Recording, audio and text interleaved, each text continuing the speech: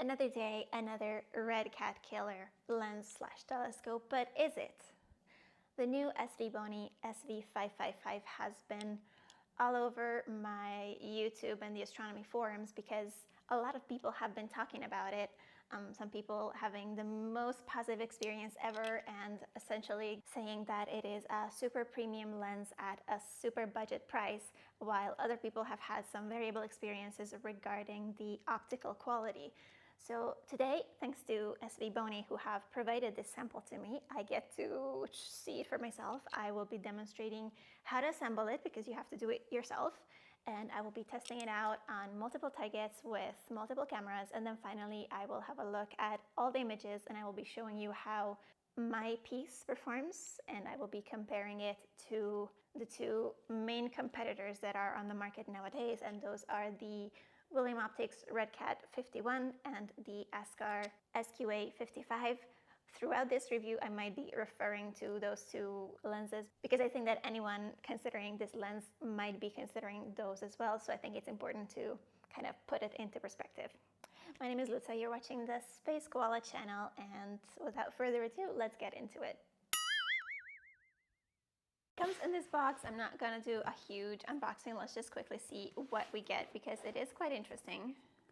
Instructions, this spacer that I'll show you what it is in a second, some extra tools, a tube ring, and some more accessories. Most importantly, the tube itself. Now, it is quite hefty. It comes in this protective bag, and then you get the actual tube. Now, it is all metal.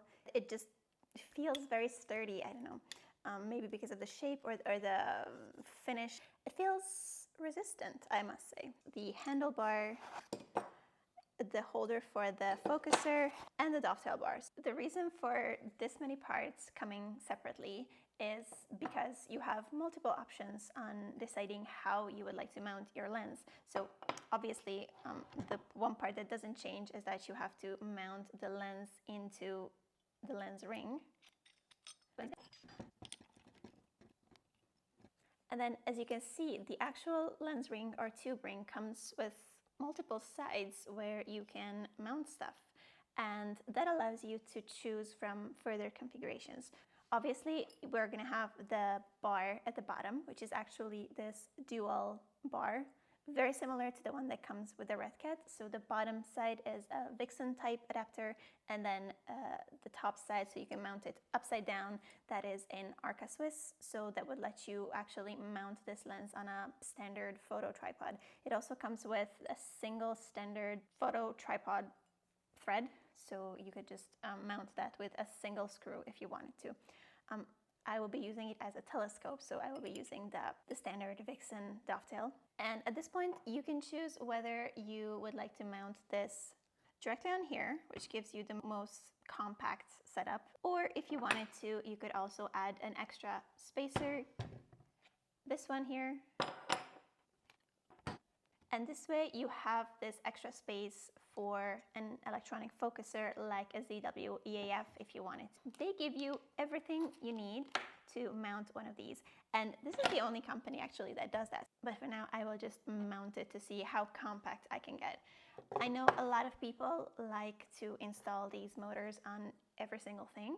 For me personally, if I was looking for a lens like this for doing astrophotography for traveling, and I was trying to get as small as possible with my gear, the focus motor would be the first to go. I will quickly install two of these screws to put this lens together. And there you have it. This is the most compact option that you can have. And if I wanted to travel, this is likely what I would go with. But you also get a multifunctional, essentially, handlebar because you can use it as a lens handle, but you can also use it to fix your guide scope, your mini PC, your ASI Air, whatever you want. It's like a mini Vixen shoe here. This one is fixed with 4 screws here. And I'm ready. And I have to say that having installed all the red hardware, it is now aesthetically very pleasing. I think the red with the black, it looks really, really nice. It feels quite premium. I don't know, it just feels nice in your hand. Now, it's all nice that it looks pretty, but let's talk about the part that is actually important, and that's the optics. So this is similarly to the RedCat and the SQA is a Petzval design, meaning In principle, the whole set of lenses moves together, and it should not be super critical of the strict back focus. The recommended back focus is 55 millimeters. I saw online that some people had issues with that, but I know that some of those were pre-production models, and this is the final model. So I'm looking forward to seeing. I will be using back focus of 55 for the testing, so we will see immediately if this is now resolved or not. From the 3 telescopes mentioned, this is the fastest with an aperture of 54 millimeters. That gives you an f4.5 focal ratio. It is not just an astrophotography telescope, but it is a full-on photography lens. So you have your diaphragm, which is super smooth and continuous. It is very satisfying to see. I will probably never use it any further closed down than just the maximum f4.5. And then you have a helical focuser. This is a single speed helical focuser. It is smooth, but it is single speed. The focuser feels fine, but it's pointless to judge. We'll see how it is in the tests. And then on the back side, you have a camera angle adjuster, like a rotator here, that you can also lock down. You have some markings on here. And then finally at the back, you have an M48 interface with your camera. In the back, you actually have a built-in holder for 2-inch filters. But to get to that, you actually have to remove 4 screws with a hex key. My first impression is that it's not the most convenient thing ever. I mean, if you're using a multi-band narrowband filter and then you just want to take a quick shot of, I don't know, 10 minutes of the stars in RGB without a filter, I can't imagine going outside in the dark and screwing all these little parts, and it's guaranteed that you will lose something in the dark or something will go wrong. I don't think it's very convenient, but you do have the little filter holder thread here. Now let me just quickly mount the EAF just for trying out if that is easy to do, and then we'll go outside and test it under the stars. You just have to remove the bar and have this place in between. Now that we have created this extra space for the focus motor, we will be installing it in between. We get this cogwheel type of thing and a pulley and 2 of the tiniest screws ever that will serve to install, I suppose, this on the focus motor. They included 4 hex keys, and they didn't actually include the one that is small enough for these little screws. I believe that's the one that you do get if you buy the EAF. So you would be fine either way, even if you don't have one at home. Once you have that, you get this piece. You can screw that on to the EAF. I will leave all the parts loose until I actually have the correct setup figured out. And then I will be installing this part under here, with the idea being that this little wheel should be aligned with the part with the ridges on the focuser, so that we can install the pulley on this entire system, and then so they can rotate one another. So everything is sturdy here, with the exception of the EAF that can move up and down so that I can adjust the belt. And all I have to do is put that on, and now I just have to make it pass under the wheelie thing and then over here. And so I will just tighten it in a nice configuration, and the last step being tightening the screws that are holding the motor itself. All right, so this is the final setup with the focus motor installed. So we are ready to test this out on the stars. I will test the autofocus and see how well this works, because there is really no way to like super tighten it, but I feel like it is sturdy enough that it should work. I'm optimistic that the focus motor will work, but let's see. I will be testing this out with an APS-C color camera, the ASI 2600 MC, and then also with a full frame mono camera with the same 3.76 micron small pixels, to actually see if it lives up to the promise of giving a flat field all the way out to 44 millimeters. Okay, so I'm out here. I've installed the SVBONY SV555 on my pier. It looks ridiculously small for this amount that I have here. And for now, I have the full frame camera on it, and I will take a few quick shots, and then I will change it over to the color APS-C so that we can also see the chromatism of the stars and see how it performs. In general, it is clear, and for a change, it is the new moon, so it is the perfect night to test this lens. And so I have successfully imaged all night. I took lots of pictures. I have downloaded all the files on the computer, and I'm going to show you everything right now.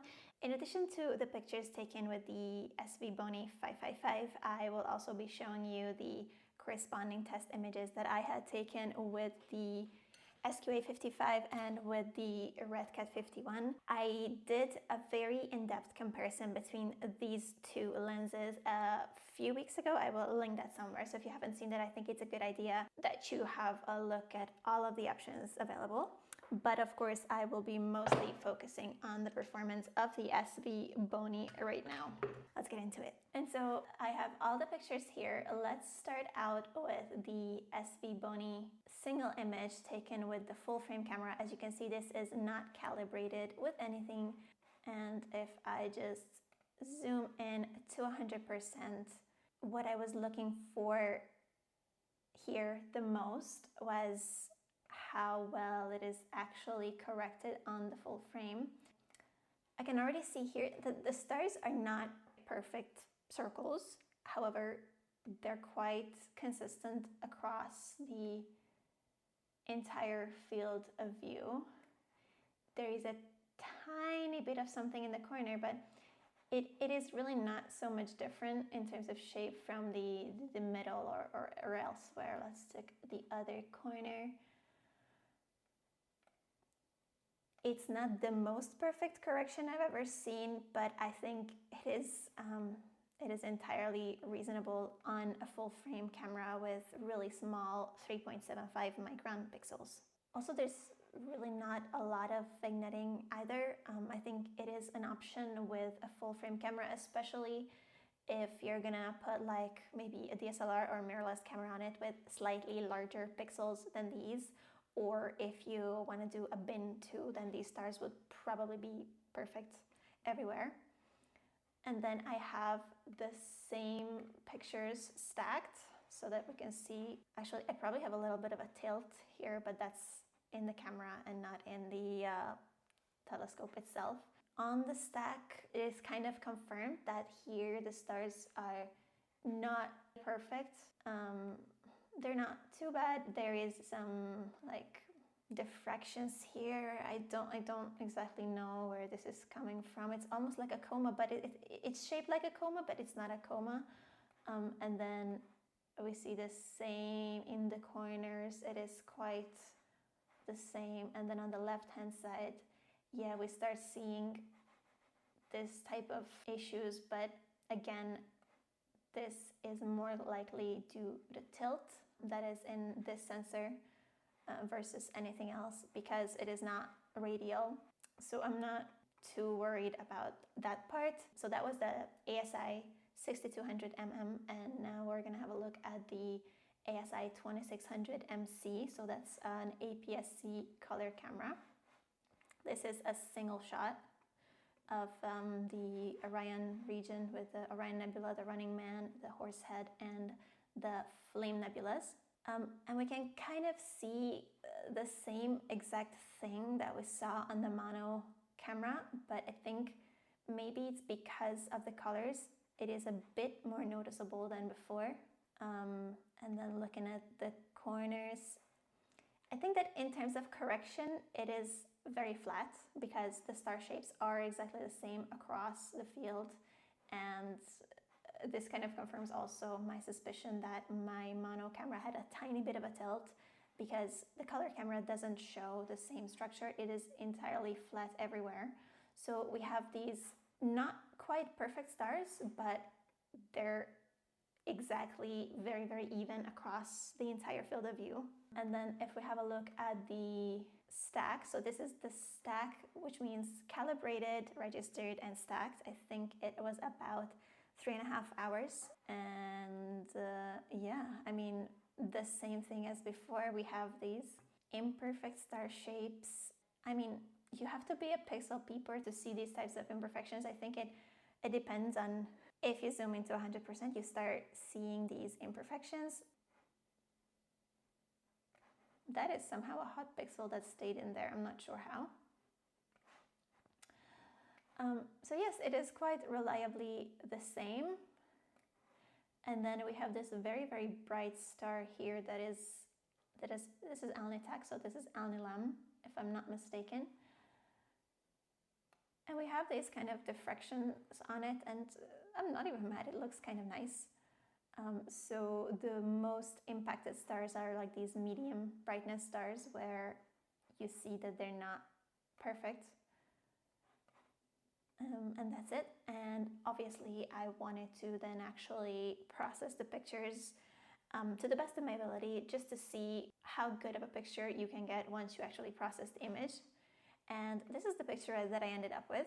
I think that this is objectively a nice image to look at. I took this from my light polluted city balcony in a single night. It was just a few hours without any filters. And I think that this is a nice picture to look at. And I think a lot of people would be very happy to take this sort of an image. Even at like medium magnification, I think that they look quite nice. Of course, I used deconvolution. I used the blur exterminator to even out those imperfect stars, and it helped a lot, but it is not perfect. Like if you're one of those people that wants to zoom in 100%, most of the stars, which are the tiny ones, they're perfect at this point, but you have these mid-sized stars that are not so perfect. Here I have some chromatism, but I think that has to do with how much I oversaturated it. So in terms of star shapes, it's really these middle ones that are still impacted even after you run something like blur exterminator on it.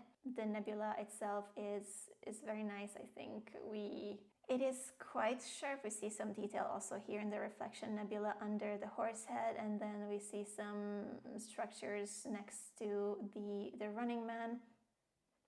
We see some faint structures across the Orion Nebula. So I think, you know, overall, you can take very nice pictures with this lens. One thing in terms of portability, I wanted to mention that you can remove this lens hood, and that makes this truly tiny. However, one thing that I didn't like is that you cannot put this on in the opposite direction, which is something that you can do both on the Askar and on the RedCat. So I think that you would just kind of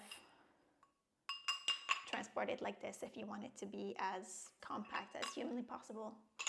Just to get an idea of the competition on the market, we have, of course, the main competitor, which is the RedCat.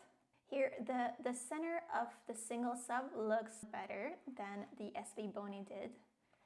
However, this is showing a much less corrected field, and even on the APS-C you get much more significant coma in the corners. The RedCat has a much less even field, with the center being better than my piece of the SVBONY, whereas the corners are showing a poorer performance.